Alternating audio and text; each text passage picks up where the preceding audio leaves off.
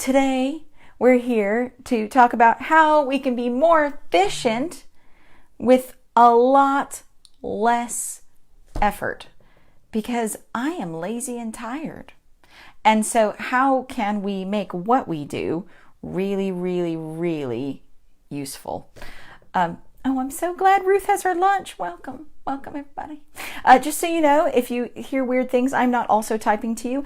Anna Hawken, who is my colleague, she's typing to you so that you guys can get questions and feel connected if I just go on a loop. And she also has like a buzzer that sort of lets me know what's happening. So today we're going to try to keep it really short because you're on lunch and I want you to be able to go out and like stretch and enjoy the breeze and not get blown over by Hurricane Alley or Storm Alley or something. But it's fine here at the beach. It's calm and lovely. Speaking of things that are sort of beachy, I used to take my kid rowing when I was home with him. I was really bored and there wasn't anything to do, and we have a little river that's not as good as the beach, but it's a little river, and so I used to take him rowing, sort of like he's 2. So we would go and you could like rent a boat and go out onto this very calm river. It's not like I was whitewater rafting with 2-year-old. And so we would go out and I would sit this kid in and I would take him rowing. And I'd be like, just having a great time. It's so pretty. It's England. We're going underneath the arches. It was so lovely. And I loved rowing with this child. And then he got old. And so I take him rowing. And now when I take him rowing, he wants to help. He wants to like do it with me. And so he'll sit next to me and we'll sit next to each other and we'll both row together, which is, if you've ever rowed with someone, it's like the most frustrating relationship testing thing in the history of the world ever, because you're both trying to row, and so you're trying to coordinate, you're trying to be like stroke, and then they're not doing it, or like the bank's coming up and you're like turn, and he's like I'm trying, and it's incredibly stressful, and therefore we grow rowing a lot less. And I remember when we were sort of rowing, it was about the time when everyone in children's ministry was talking about partnering with parents. We're partnering with parents. And someone came up with this analogy of us sitting in the boat side by side, and we're like rowing together. And if only one of us rows, then we go in circles and we don't get anywhere. But if in a kid's spiritual life, if we as the church and parents are sitting side by side rowing together, then it's just going to be this beautiful experience. And I began to, as I work with parents, realize I don't think that analogy works, because rowing side by side is not fun, / it's totally equal. And I found that when I'm talking to parents, I would never say I am a partner in your marriage. Like, you guys have your marriage, and then we as the church are partners in your marriage, and if we all work together, your marriage will work great, because I really have no place in someone's marriage. That's between them, and I can coach and help and encourage from the outside, but I'm not like part of their marriage. But for some reason, I am bold enough as a church leader to be like, I'm a partner with you as parents. We are equal beings in this thing. And I began to realize that's partially why parents began to be so stressed with me as a children's pastor, was because I was trying to push my way into a place that was theirs. If God has called them to be the primary disciplers of their kids, then maybe I need to stop pushing them over and saying, here, let me get in here, and more be the coaches from the bank who are like, you are nailing this rowing thing, and look out, there's like a bridge. You might want to choose a direction because that bridge is coming fast. And hey, if you sort of sit up straighter, you can do that. But I'm just saying, feel free to row how you want. If I am not in the boat, then I can actually be much more of an encouragement than being someone who is stressing and pushing and forcing a partnership that isn't the way God designed. And when I did that, something really flipped in my children's ministry. And so if you have read this book, then you know a little bit of what I'm going to say. But I just wanted to actually talk about it and ask questions and chew it over, because it's really easy to think about, like, what do we as a church do for parents? And there's a lot that we do in Parenting for Faith for that. But actually, what can we as children's ministries or as youth pastors or as family ministers, from the confines of our ministry, how can we take what we do and make it so much more impactful without going through the stress and agony and pain of having to try to climb in a parent's boat and force them to go in the direction we want them to go in. And so I just wanted to give you a few tips and tools.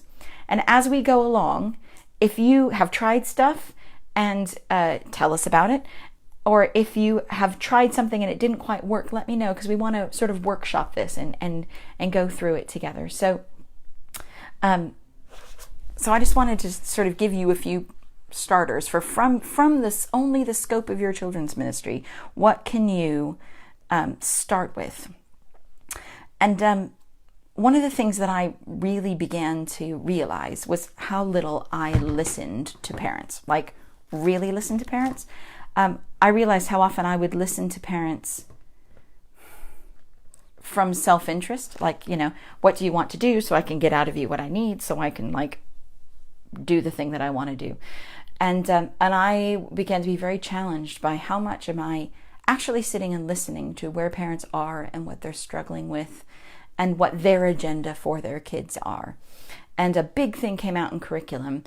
We all are really savvy in curriculums, and we write our own, and we go find the ones we like, and we know which ones we don't like, and we know all this stuff. And I began to realize that it meant that I was coming with such an agenda for their children that parents didn't quite have an in to not partnership. They didn't have an in to what was happening with their kids on a Sunday, and I wanted them to have that. So I began to sit down and talk with parents about not what they wanted in curriculum, because I find we can try that, and I don't know about you, but I have found that has not been 100% successful. All honesty, because if I say, hey, what do you want me to cover in curriculum? Parents try to think in curriculum terms.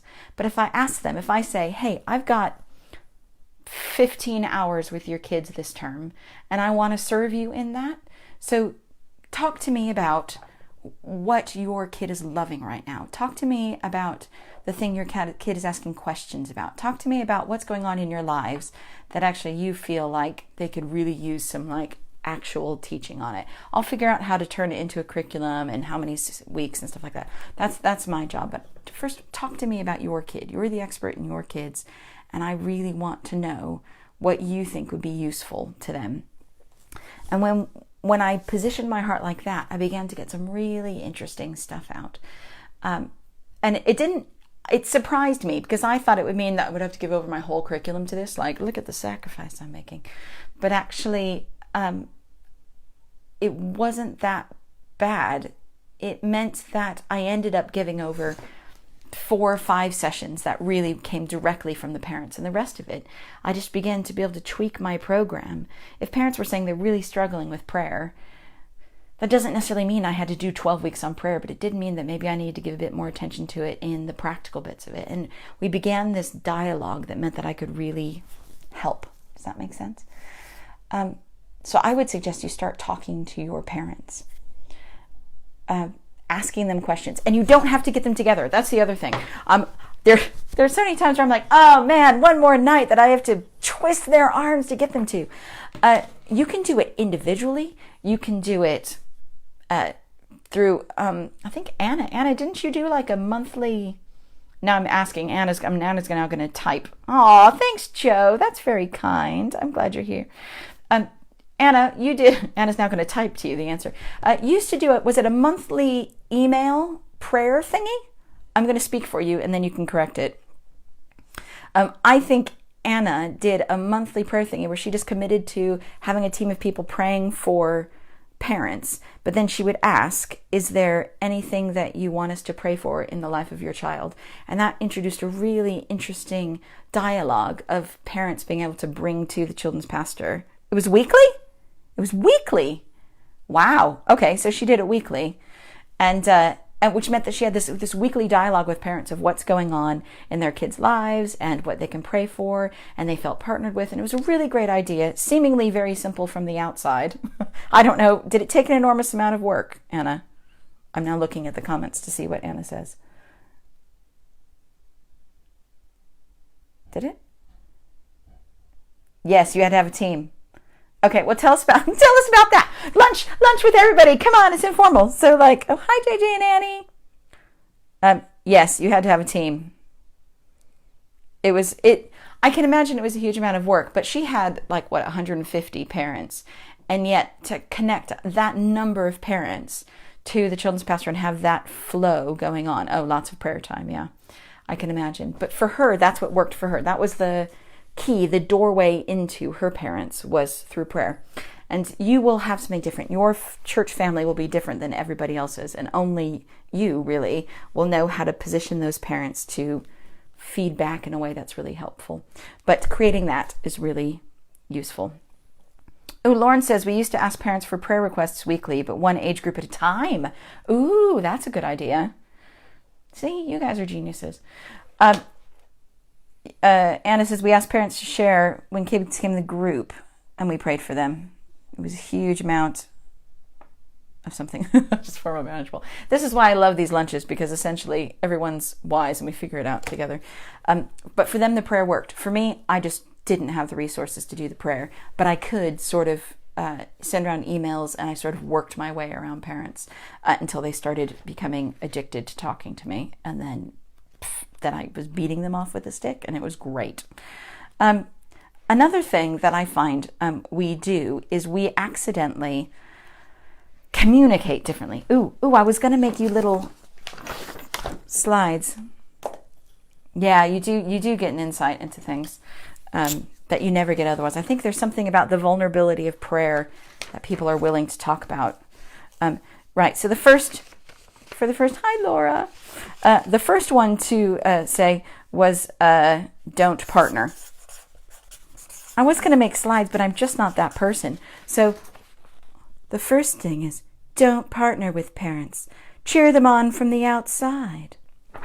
The second thing to do is, I ran out of paper. The second thing to do is listen to parents. Oh, it's so high tech. I'm here. Listen to parents. The third thing to do for all you visual people, thanks, Anna.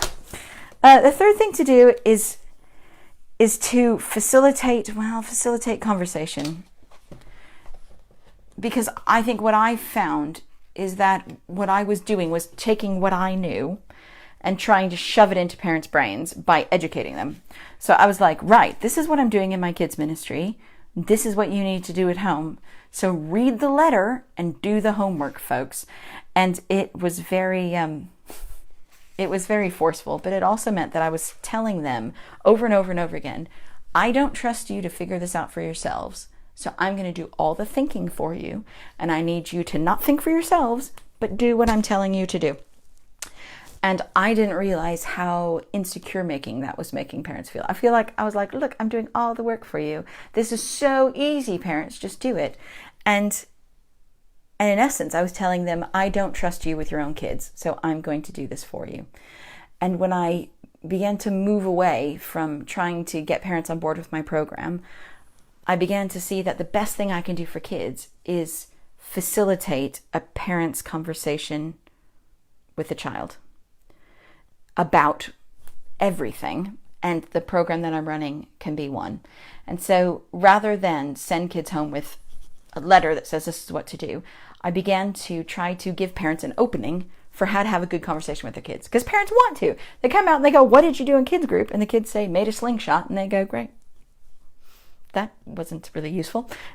They want to get to the heart of their kid, but I'm not helping them.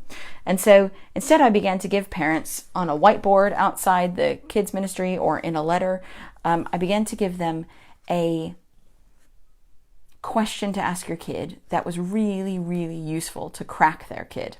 Like, today we talked about fear and we shared our biggest fear and God talked to us about it. Why don't you ask your kid what they said? And so parents then can come out, instead of going, what did you do today? A slingshot. They can say, I hear you talked about your biggest fear. What fear did you talk about today? And rather than giving the information, it just opens parents up to have a better conversation about it. because they don't have that information. They don't know what vulnerable thing I ask their kids to do. And so the more I can give them good questions to ask, it was really, really useful. Parents began to come back and just saying, thank you. We had an amazing conversation on the way home. Not because I did anything different. And it ends lazy points because it requires virtually no effort.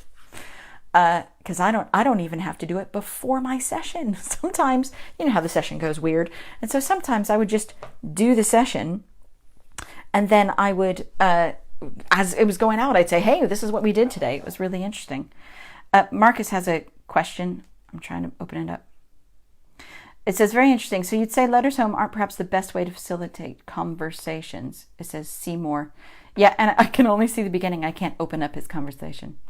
Yes, I would say that is...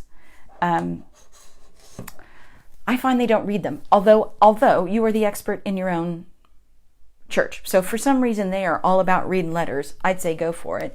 But the content of the letters would be something that I would adjust. So rather than giving them something that they need to do, I would give them something that helps them open a conversation. So if I wrote a letter home, because if for some reason they actually got it into the hands and they did read it, which would be amazing, then what would say on it, this is what we talked about, and then I would add some truth. You as parents are the most significant stories in your kids' lives. Why don't you share a story of one time you were afraid and what God did about it? So I would then open up a conversation for parents to significantly input into it, rather than say, why don't you 4 days from now plan an activity that talks about this? I would just say, you have great stories and your kids need to hear them. Why don't you tell the story of when you were most afraid and what God did? And it just cracks it open every time to facilitate those conversations, because often parents don't want to do that. I also know another church who would text their parents. Their parents were like, text me, because do not hand me a piece of paper, because like this one children's pastor, she counted out like 40 letters, handed them out, and after church she found 39. Like, how sad is that? And we all understand that. We all know that feeling. But her parents were all about texting. So she set up a text group. And so every Sunday she would send out a text as the parents were on the way home. Why not have this conversation with your kid? Ask this question.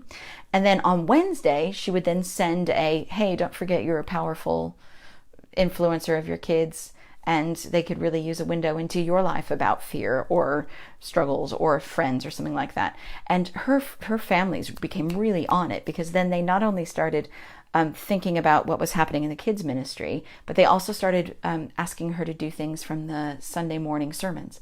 And so she started listening to the sermons and sending midweek prompts to help the families share what they were learning in the sermons with their kids, because she would give them that sort of key question to ask. It was fascinating. Everyone's different. Facilitate conversations. Yes. How are we doing on time? How long have we been here? 20 minutes. Anna, have we had any questions that I haven't answered yet that would be helpful for me to answer? I'm a 10-second delay, so I'll ask this, and then it sort of becomes, hey, Ree. Right. Another thing, 2 more points, and then we'll just do questions and answers, and then we'll go, because you got a limited time for lunch, I know. I, a while ago, joined a gym. I know you can tell. And I love the gym. If you haven't joined a gym, join a gym. Like, the adrenaline kick you get is amazing. But I joined a gym, and I had been to a gym before. So they said, do an induction. And I'm like, I do not need an induction. Are you kidding? Like 20 years ago, I belonged to a gym. I know how to lift heavy things. So I decided to not go to the induction, and I showed up and like with my bag, and promptly had the most humiliating 20 minutes of my life, because I couldn't find the toilets. I couldn't find the changing rooms. The machines have been updated in 20 years. So I'm like, what is that thing? And how do I get on it? And like a teenager had to come up and roll his eyes at me and save me from like dying on the elliptical, because I don't know how you stop those things. And it was horrifying and humiliating. So I booked an induction. And then the next time I came, I was like, I know exactly what I'm doing. And I feel that so often we make parents feel that way about what we do spiritually with their kids, because we're like, come to my group and I'm going to teach you 14,000 casual ways to connect with God and find your own worship thing and give you worship songs that you love. And parents, well, you'll just have to find out about it later. So parents are like, my kid came home saying they want to catch, and I don't know what you're doing. You're like, yeah, read this book. And we throw them in situations in which they're unfamiliar and they're playing catch up. And what the gym wanted to do was give me skills before I needed them. Like, you may not want to use this machine, but if you do, this is how to do it safely. And I began to be really challenged that I was constantly making parents feel not as good as me because I was running ahead of them and they were trying to figure out how to facilitate what I was doing without them. And so I began to try to give them the skills they needed before they needed them. So if we were doing prayer and I was going to do chat and catch or however you want to teach prayer, I would say at the beginning of the term, hey parents, you were talking to me about your kids and praying at home. And I think that's really, really significant. And so we're going to do a whole term on prayer. We're going to do 5 sessions on prayer. And we're going to teach them this method because we've found that this is really useful with kids. And I want you to know all about it. So I'm going to do a Facebook Live or come to an evening, or I'll put on a breakfast where I'll give you lots of bacon and I'll tell you all about it. And by the way, there's this book and this podcast. And so that I want you to get really comfortable with it so that when we teach your kids about it, you feel like you absolutely know what's going on, so that you can facilitate it at home, because really where they learn to pray is with you, not with me.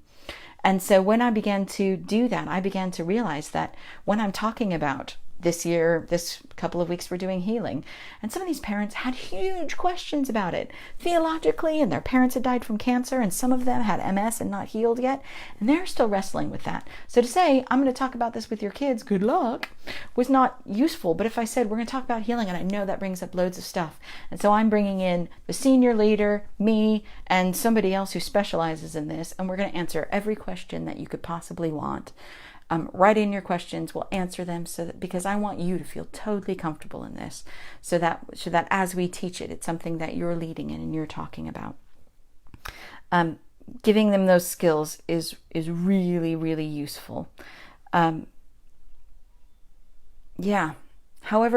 you choose to do it, give them those skills ahead of time. And I know that also varies in terms of your socioeconomic area.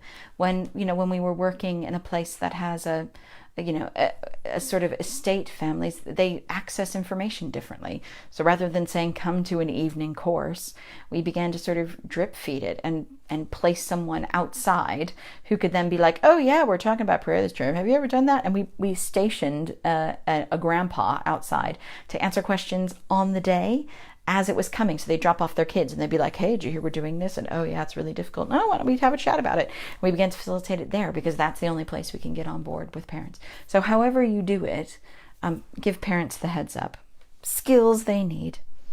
And the last thing that you can do, that requires very little extra effort too, is to invite them into key moments, because we're doing such significant stuff. And for me, training parents in the skills and how to think and how to be comfortable having conversations with kids, there's lots of different ways of doing it. And next lunch together, we're going to talk about making springboard resources and how do we facilitate parents to jump into these big conversations at home. And we're going to group make one next time. We're going to pick somebody's circumstance. We're going to design a springboard resource for them next time we come together. But the real easy, lazy thing that is so simple is when you're doing things that you think are significant, invite parents in to be a part of it. If you're doing the big salvation message, you can say, hey, we're doing the salvation message. You might want to do it yourself next week. And the next week, and then do it. But you can also say, we're doing it. Why don't you share your story this week of how you came to faith and how you began to think about that, and then join us next week as we talk about it, because it's really significant for you to be there as we talk about these things, because you may have started the conversation and this may help move them forward. But in the end, when and how they choose to take the next step in their faith is up to them, and as the parent, you. And we're here to help facilitate that. And it just gives back these parents these key moments, these key wonderful things. When you're doing nightmares, say, anytime you want to join, join, come, be a part of it. Invite them in to those things because you can teach them. Right, we have a question. Hold on, let me see if I can find the Facebook Live. It pops up and then tantalizingly goes away. Question for Amber. How do you inform parents about what is going on in kids' work in church and engage them in it?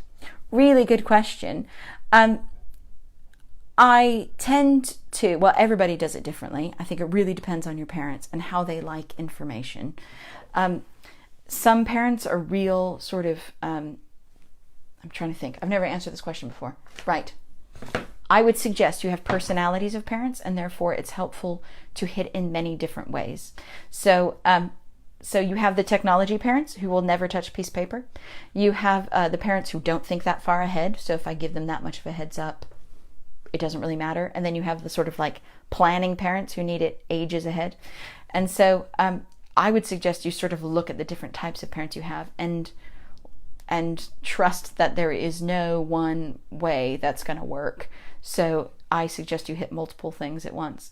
So, come out with your term thing ahead of time that's like, hey, if you want to know what's coming up, it's on the web. It's always going to be on the website 3 months ahead of time or 2 months ahead of time. If you want to know all of the dates and what we're covering, feel free. But also, if you want to know, we'll send you a text every week that says, hey, this is what's coming up next week if you want to. And let us know what questions you have so that we can make sure we hit those. And you can create a pattern of going, what are the types of parents that I have? And therefore finding really easy, simple, lightweight for you ways of communicating. Because I find it's almost impossible to hit them all with one go.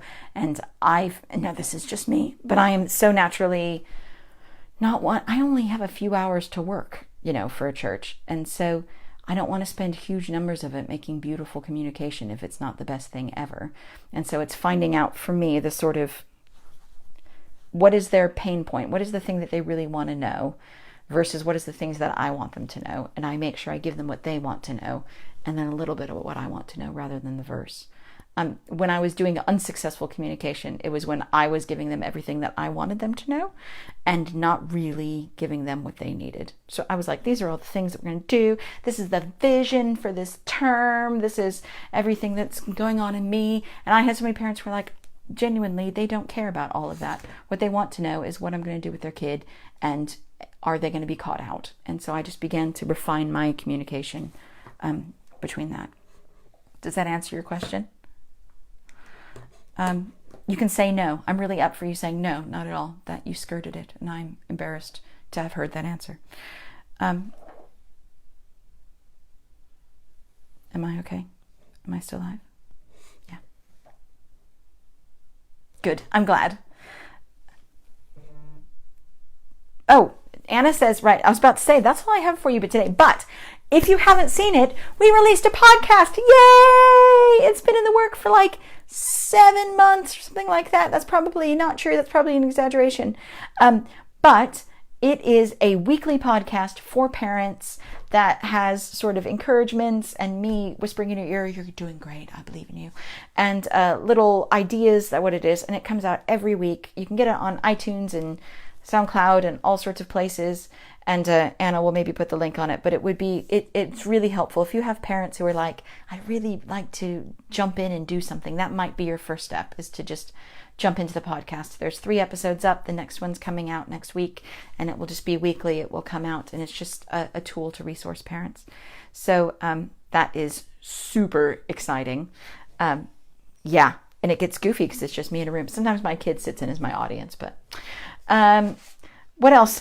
Anna, I'm so excited. What else do we have? Oh yeah, Alexa. You can actually say like, Alexa, play Parenting for Faith podcast, and it will, which I think is so cool. Ooh, Elaine has a question. Oh, right. I can only see the beginning of it because when I see more, it just says comment on it. So you have a question. What's your opinion? Secular music for outreach drop-in sessions or worship? Ooh, good question, Elaine. I say if you can find a middle ground, I go for it. I Okay, so I was just at, was it Gas Street? It was Gas Street at their church service. I think it was like to be like sort of, just casual and cool and open thing. They were playing secular music, which I found, I wasn't offended by it. It just was unusual to me. Also, when they started playing Funk You Up, and then like 200 people in a church service doing the piece all went hot damn at the same time, which was slightly surprising to me. For me, I ended up playing the Seeds CDs. I don't know if you've ever heard of the Seeds, which is sort of like, it sounds like contemporary music in kids groups. It sounds like contemporary music, but it's scripture. But it sounds sort of modern enough that you can get away with it. And I loved that because it meant some of my kids were memorizing scripture without even knowing, but it wasn't Christian-y. It wasn't so Christian-y that it would make people be like, what are you playing? So I ended up defaulting to the Seeds CDs because it just made me feel like it was sort of in the middle. Seeds Family Worship, thanks. But I don't think I have a very strong opinion by it. I think what I love is finding the alternative bands for the thing. So if my kids were really into, NSYNC or Backstreet Boys, wow, that's going far back. Why did I think that? I was not even in youth ministry when I was in NSYNC. Well, whatever they were in, all of a sudden I was pulling out all of the sort of modern Christian bands and finding the alternatives because I think I wanted those positive messages in. But I tended to not play worship. I tended to play modern Christian bands. Yes. Yes. Ooh, like the Worldwide Message Tribe. Cool Christian, but not really worship. Yeah, I think it was when it switched to worship that it felt weird because then it was like worship was going on, and then I was putting kids who weren't necessarily Christians in an environment where they were surrounded by worship, which I felt was almost, this is overstating it, but slightly dishonoring to them, as opposed to saying, come into this world, and this is a place where there'll be positive message spoken and declarations about God, and it just kept it light and fun. Really long. Oh, yeah, Nick and Becky's Drake, really helpful with children. Yeah, Nick and Becky's Drake stuff is really good. Yeah, it is. And again, contemporary light. Right. Also, if you want to come join us, come to the Forge. The Forge bookings are open, and we think they're going to go fast. So the Forge is a children's ministry conference, anti-conference, where we all basically do this. We sit around and eat and laugh and talk and play games and share what's going on and wrestle with big topics. And we do it together. And if you want to come to the Forge, bookings are open. There's one in the north and the south for next year. So please come. Please come. Please come. I think that's it. Unless we have any other questions. Oh, yeah. Best thing. Helen Cliff has great advice. Best thing I'd ask the teenagers for is what's contemporary Christian bands at the moment. Genius. You have your plugged in people already. Absolutely. Right. Well, unless there's any other questions. Thanks, Dawn. I appreciate it. Feel free to laugh, guffaw with laughter. Right. I think that's it. I'm going to pause because there's 10 seconds delay. But otherwise, I love you guys. Thanks for joining. Next month, we'll be doing Springboard resources. It'll be a really specific tool that I'm going to give you, and we're going to try out. Oh, yeah. And then also, I don't know if you've ever seen the Parenting for Faith books, Parenting for Faith, Parenting for Purpose, and Parenting for Confidence. Well, I went back and rewrote most of Parenting for Faith, the first one. Not because I thought it was bad, but because I just have learned to talk better about it. And they've squished it all together and put it in one big book, and that's coming out next month. So I'll wave it at you. Maybe we'll do some sort of competition to earn some free ones because it's fun. Right. So I love you guys. I'm praying for you. Oh, let me pray for you. I can do that because I can do whatever I want. Let me pray for you. Yep, wherever you are, I'm just going to pray for you. God, I thank you for this batch of people who pour into children and families across this nation. I pray that you would fill them with your strength and your power. I pray that you would sweep away all tiredness. I pray that you would fill them with your encouragement and your vision. I pray that you would give them grace with the parents that they serve. I pray that you would help them see the fruit of what you are pouring into the kids that they lead. And I pray that you would just so encourage them that as they go forward from this lunch, they would just be filled with the hope and the vision that you have for this generation of families on this earth. In Jesus' name, amen. Now go and have fun. Now I have to walk all the way around, turn it off. I'll see you at the beach next month. Oh, and you can see the rest of my dirty office while I turn it off. That's my light board. Finished.